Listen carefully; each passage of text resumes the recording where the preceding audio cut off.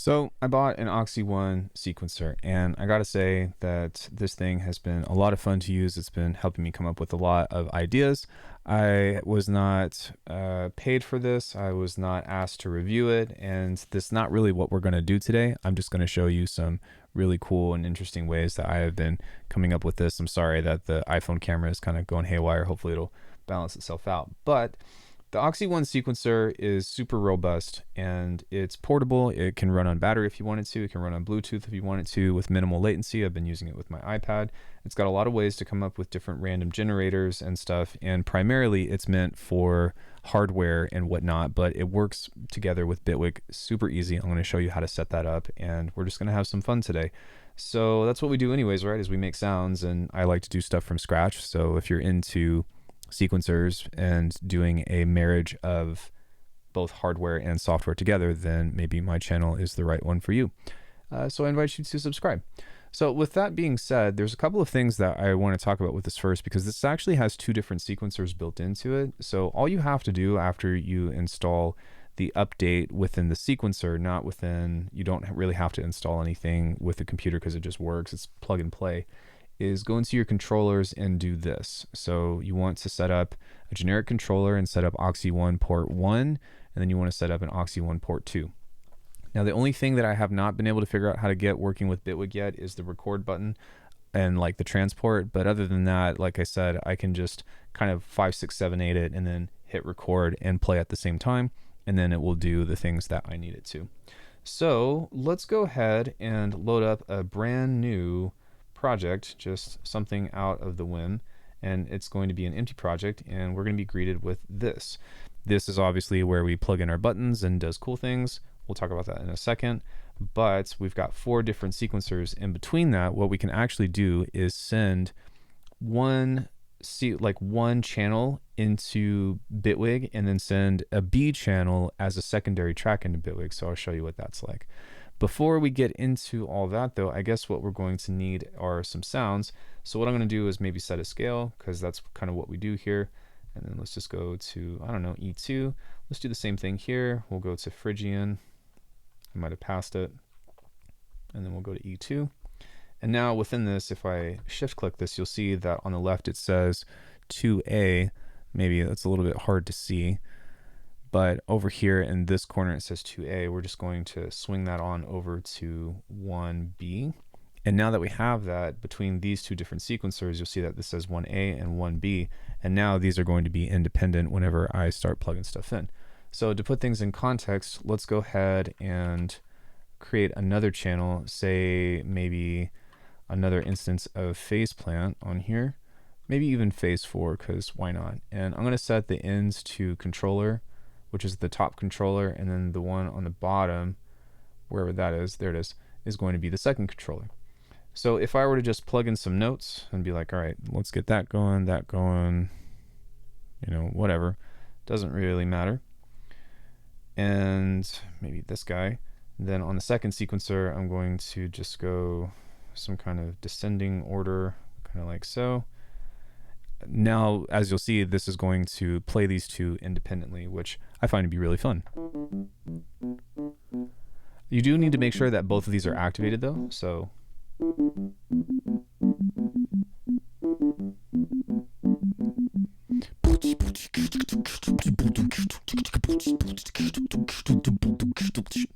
No, I'm just kidding. That's actually not bad. So within this, you can plug in your own notes at random, and this also has plenty of generators and sequencing that I actually really adore about this, because one of my main things whenever, if you know my channel, that I try to come up with is some kind of hook or some kind of melody. And it's weird. If I'm making melodic music, say like, I don't know, piano or something like that, I don't have a very difficult time coming up with something interesting. But if I'm trying to write something, in the case of bass music and trying to write melodies of that, that's kind of why I got this, was to try to just give me a little bit of help in between. So what I'm going to do is I'm actually going to go to shift and initialize. Sorry, I'm just going to go, shift and this guy, which is X. That's going to clear both of these. Boom. And now we're going to start completely from scratch. I'm going to see if I can get the camera to come on over here. This is where the action is. There we go. So what I'm going to do is I'm actually just going to highlight sequence 1, and I'm going to hit this random or this dice button over here, and you'll see that there's going to be a couple different things. I'm going to hit shift. We're going to set the density to 15%, and we're going to set the random to 25%, and then I'm going to click on the encoder, and now we've got some kind of melody. Now, I don't know if this is going to do something really cool or not, but it is nice that we have some kind of sequencer built in like this that we can kind of just pull up, and it's going to, you know what I mean, throw some notes in there for us to do whatever it is that we want to do. I'm going to set the division to 8. Let's go ahead and do this a couple of times.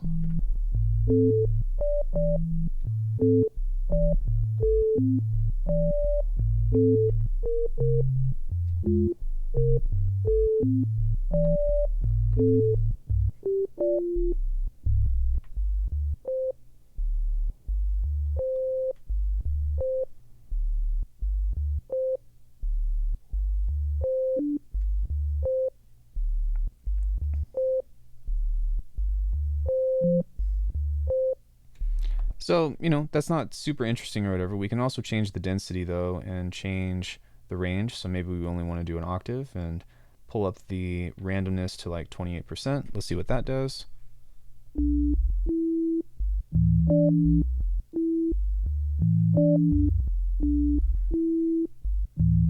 So this is actually something that I think that we can work with because we've got a nice call and response here. We've got the dun, dun, boom, boom, dun.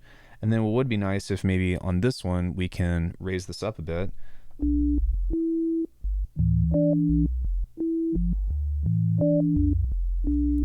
So that sounds pretty good, but with this one, the octave on here needs to be a little bit higher. So we're just going to grab that second encoder and turn that up.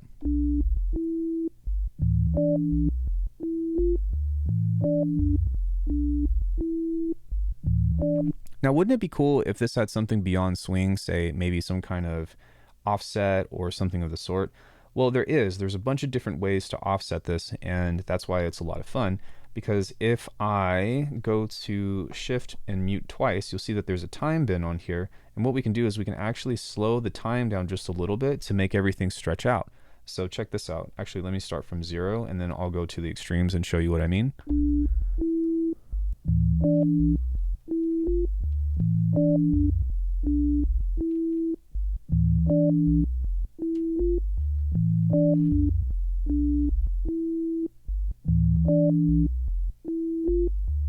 We can also move this forward.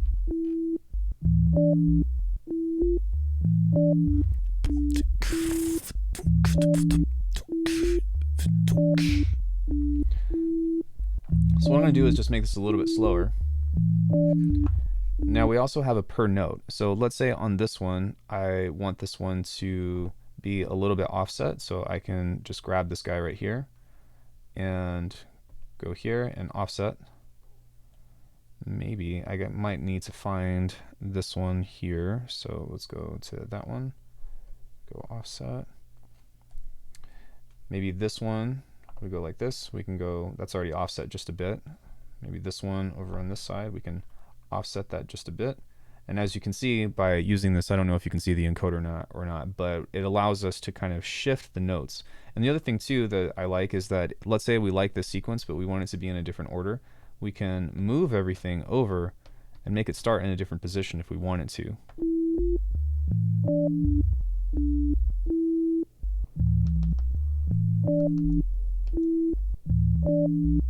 So the sequencer is really cool because what I can also do is I can set how many steps this is, and I can also make it ping pong and stuff back and forth. Kind of like, if you're familiar, the fugue machine, except this has a lot of scales. This has a lot of, how do you say, it has a lot of swing options. It has a lot of random options. It has a lot of generative options. It's a shame that this costs $700+ in order to maintain, but the good news is that this works with anything electronic and it works extremely well.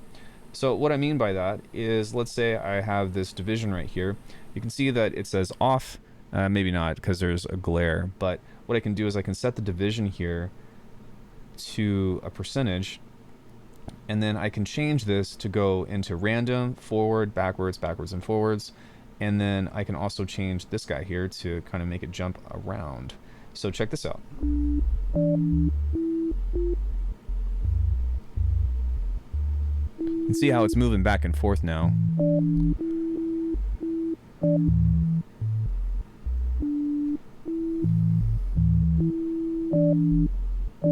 So not only am I changing the timing of this, but I'm also changing where this jumps to, which, you know, it's all the notes are all there. And so that allows me to kind of, you know, play around with different places and spaces and all that. And right now we're still on sequencer 1, so I can do this with sequencer 2 as well. But we also have other things like ratcheting, which is retrigger. If we want to, we can actually set a chance on here with the trigger. We can also set a retrigger on here if we want to. We can also hold on a note kind of like this. And if I were to click on this and hit shift, you'll see that it says trigger percentage and then retrigger no, and we can set that all the way up to 7 retriggers. So, you know, if I were to just play this, then you'll see that this will kind of go.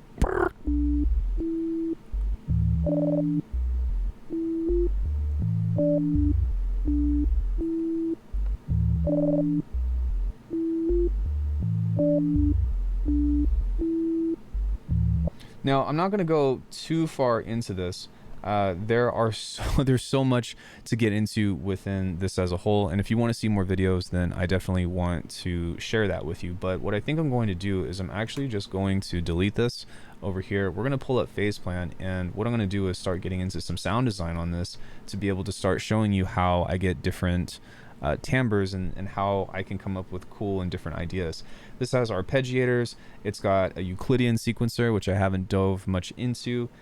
There's this harmonization deal that you can do that maybe I can cover in a future video, or check out the Krazy Wabbit, because he's the person that's really just honestly been inadvertently teaching me how to use this. There's also 2 LFOs on here that you can send to different things like division, retrigger, probability, glide, ARP division, ARP octave, type, LFO wave, so you can modulate a modulator, which is dope. You can modulate the pitch, so maybe that would be cool. Just for fun, let's go ahead and set that. And then there is a sample and hold, and then there's a noise, which I think, somebody in the comments correct me if I'm wrong, but I think that a noise generator is basically a smooth random. I think. I'm not sure. But within that, check this out.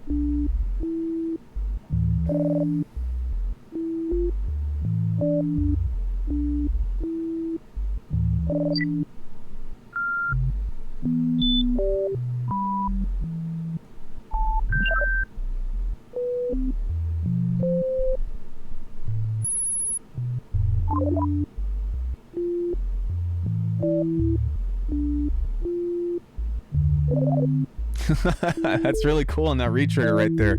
It's just sine waves.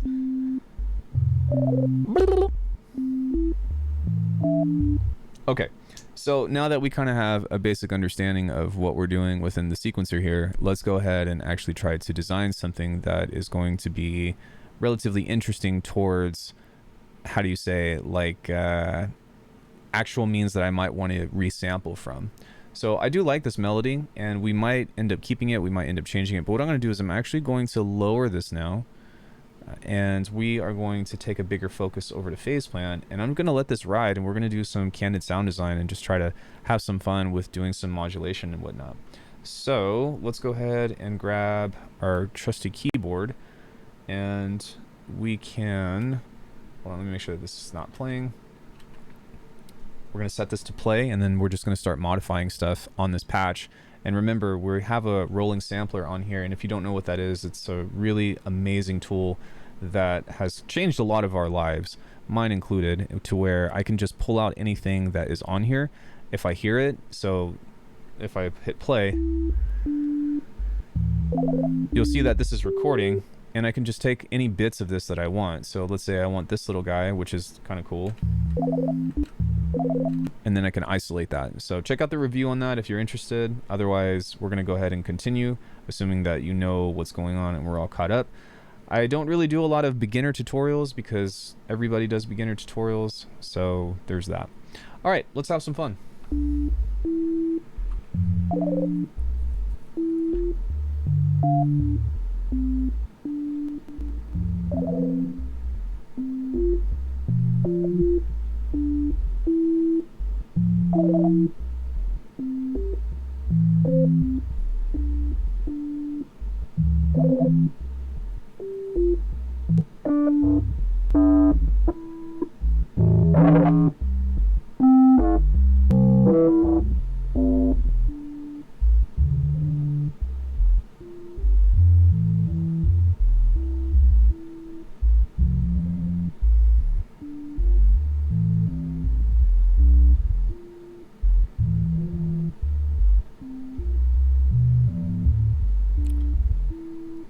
I think that it's important to note while I'm doing this that I'm not really going for anything specific. I recently took a lesson with somebody, and one of the big pieces of advice that they gave me was to just let go and just design stuff for fun.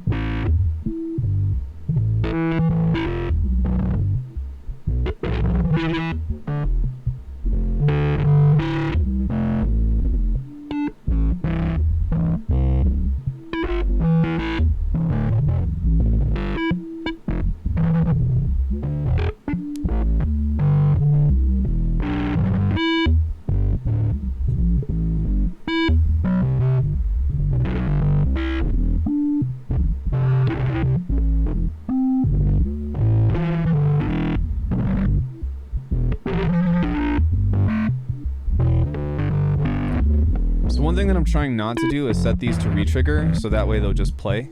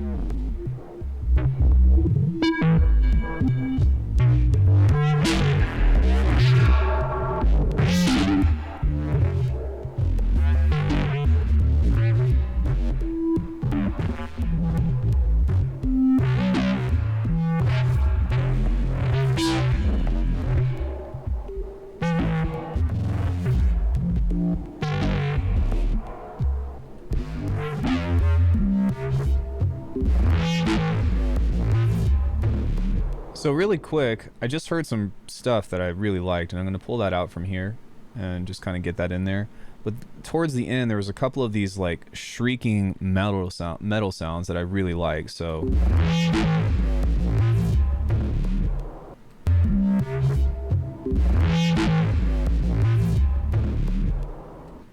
you know, lots of cool stuff like that.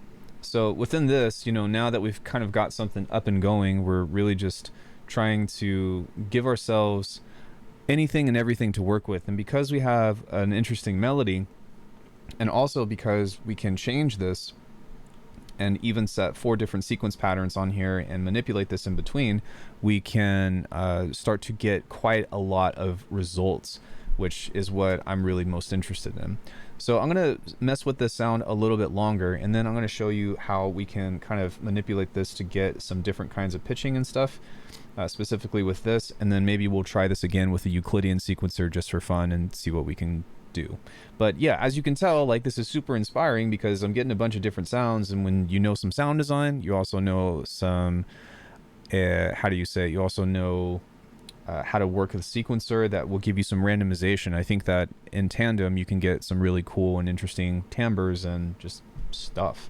Now, yeah, you could absolutely do random stuff like this with, you know, Bitwig or with, you know, some other kind of sequencer that is in VST form. But I find that for me, it's just nice. Like, I really just enjoy having a physical unit that I can not really like try to intentionally play chords with or whatever. Granted, it does have a keyboard that you can,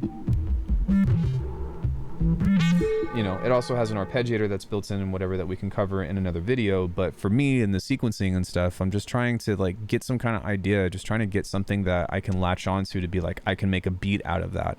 It's like trying to cheat my own samples. And granted, to be 100% transparent, this is something that is kind of a new concept to me, so I actually don't have any music prepared. I haven't written anything with this yet, but as a means of exploration, I'm having a lot of fun, and that's really what matters to me.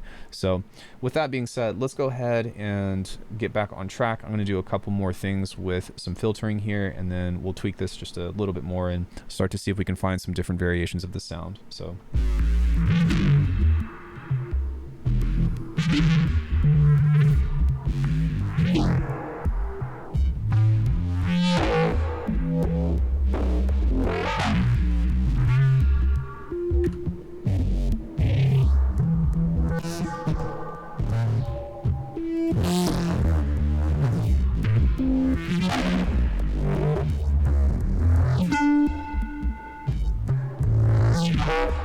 really like all these sounds.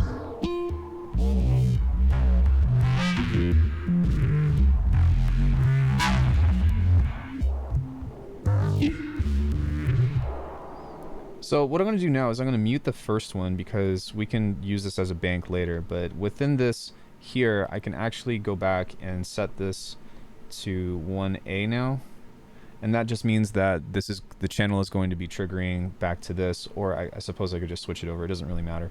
But we can actually try a couple of different things. For one, we can try to throw some chords in here if we wanted to. So because of that, in the sequencer, if we hold on to this, if we hold shift and switch this over to Phrygian and go back to E2, then what this means is that now we can use these to create different chords and whatnot while this plays. Over here. So what I can do is the same thing to where I can just kind of pull in some density, and maybe what I want to do is not so much random and maybe like 10% density on here. And let's just see what that does.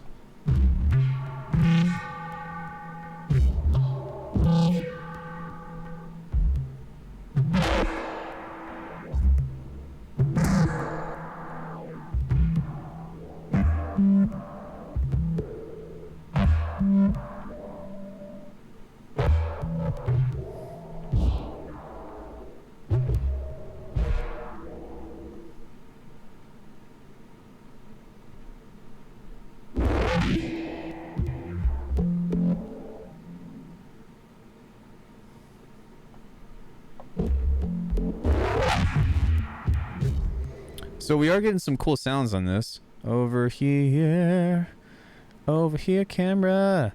So we are getting some cool sounds on this, but something that might be interesting as well is maybe just hopping over to the preview mode to where we can play chords. So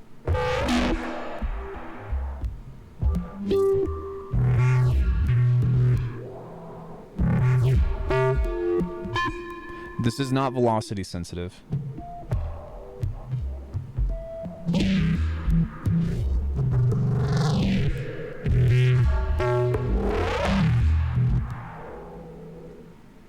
But still is quite a bit of manipulation here. I'm going to go ahead and switch the camera over here. Sorry, this is a candid video, so when Apple decides to jump around and do whatnot, there's not really much control that I have.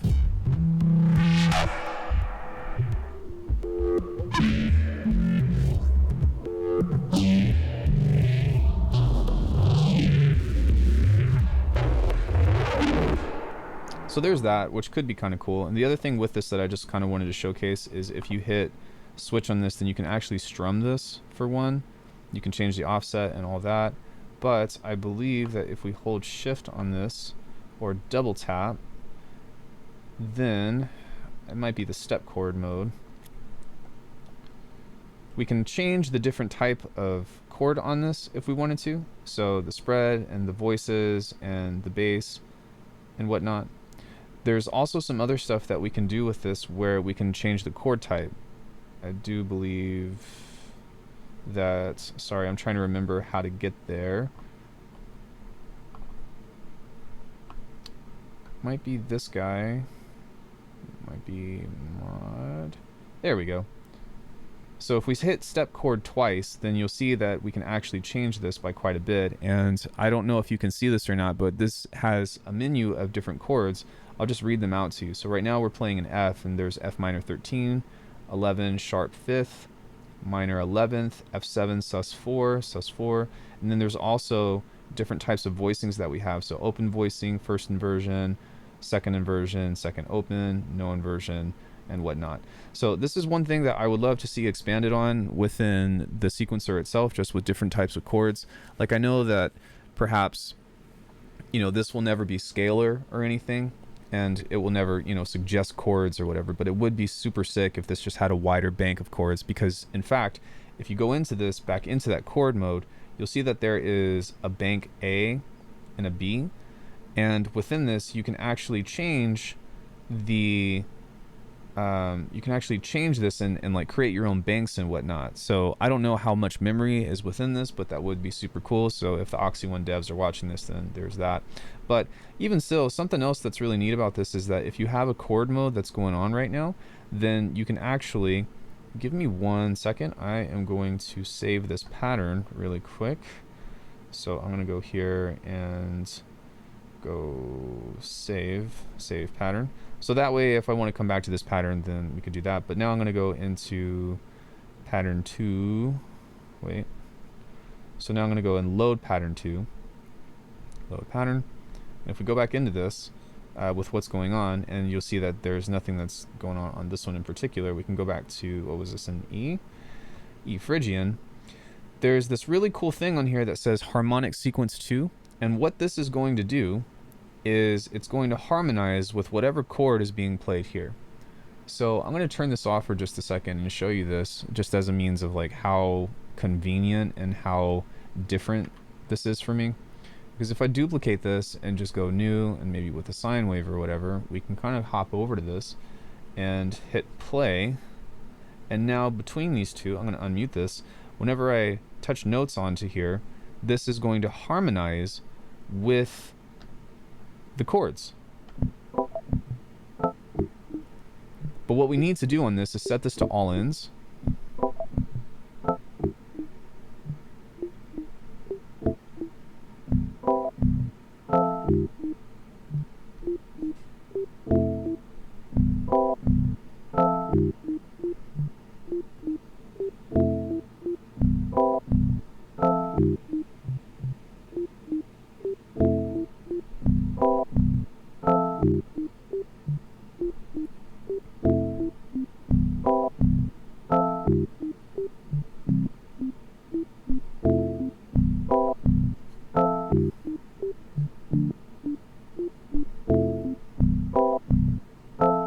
So even though this isn't the most interesting thing, it's kind of cute, it's still really nice that we can kind of use that to harmonize within whatever is going on here. So within that, if we were to maybe pull up some kind of randomly generated thing,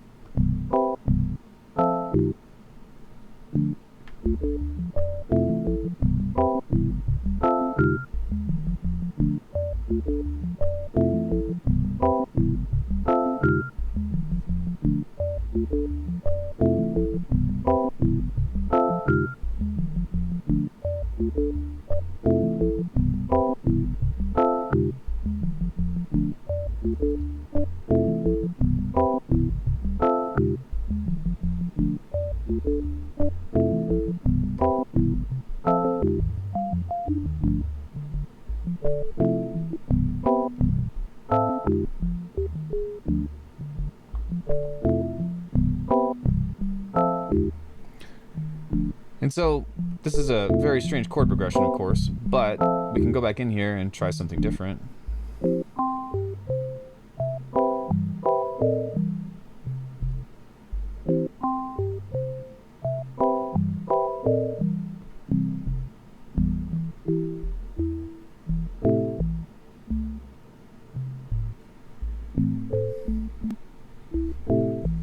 And you can see, you know, you kind of have to mess around with it for a little bit, but,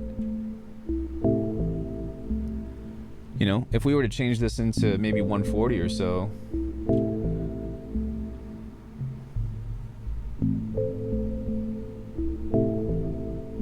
maybe we can get some nice...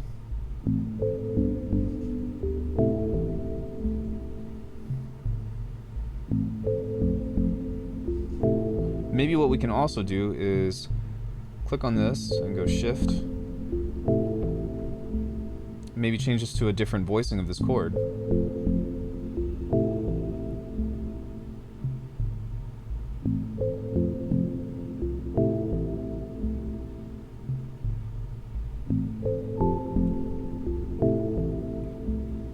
Maybe this one as well.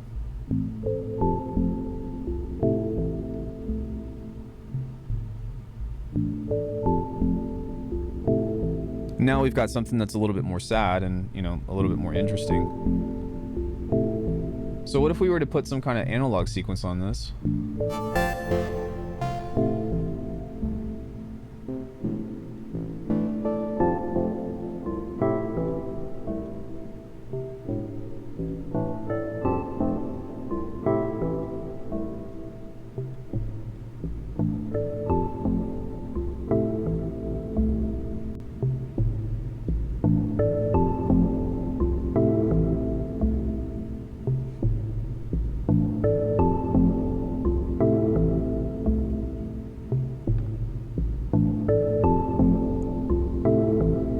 That's really nice. So within this, we can kind of backtrack and get into all of the divisions that we were talking about, the chants and all of those things. But really, I wanted to just give myself something to have some nice MIDI to trigger, or some nice sequencing to kind of throw into this. So that way I don't have to try to think so hard about ideas to come up with whenever I'm just trying to get in the mood and get into writing. And so within that, there's a lot of different stuff here that we can use in order to create, you know, as much swing as we want to, as much offset as we want to. That was the deal breaker for me. I would like to see some more utilization of chords and whatnot, but I can use this chord progression along with some of the sounds that we pulled out, you know, or, you know, turn this into an aggressive sound or whatever. But it's just a means of generating constant ideas for me to try to pull out and hopefully come up with some kind of compelling composition. Now, I will say that there are some wish list features that I have from here. I didn't cover a couple of the modes, which was the stochastic and the matricial, but those two modes are really interesting. I would like some swing features on those, or some offset features on those. Aside from that, I would just like more chords, I think, and that's pretty much it. Like, just more chord variations on here, I guess. But really, when it comes into using this to create as sloppy or as clean of a sequence as you want to, like, it's pretty dope. I guess maybe one thing I could think of is having the ability to, you know, make every sequencer completely independent, because I think that you can only do two, if I'm not mistaken, on a DAW. But the integration aspect is pretty awesome. And like I said, you know, I can just pull up my iPad if I want to and hook that up via Bluetooth, or just plug it in via USB. You know, maybe some other randomization options or something would be kind of nice, but at this point, this thing is just writing tunes for me. I'm just trying to provide the sounds, and it's not like a nice little collaborator. And even though, you know, I haven't written anything amazing with it yet, I still am just having a good time. And to me, that's what I want to do with music more than anything, is have a good time, be somewhat educational, and continue to learn and continue to find ideas that inspire me, so that way I can continue to, you know, inspire you. So with that out of the way, hopefully that was fun and you kind of got a nice deal for how the Oxi One works within Bitwig and how I would utilize something like that. But if you all like the video, please do me a favor and actually click the like button on the video. Leave a comment. Let me know what you all like to use the Oxi One sequencer for. And yeah, that's pretty much all I have for you all. Go out and play, or, you know, grab yourself a sequencer and do the exact same thing that I just did, maybe with some less features or something. Or, like I said, you can do a bunch of this stuff in the MIDI grid in Bitwig. I like being able to, like, physically put my hands on stuff and watch things go, and it's nice. It's really nice that I've got some kind of hardware to kind of just twiddle with, as opposed to mouse clicks, because that, man, that stuff gets old. So anyways, thanks guys. Be sure to subscribe, help me get to 20K, and I will see you all in the next video. Bye.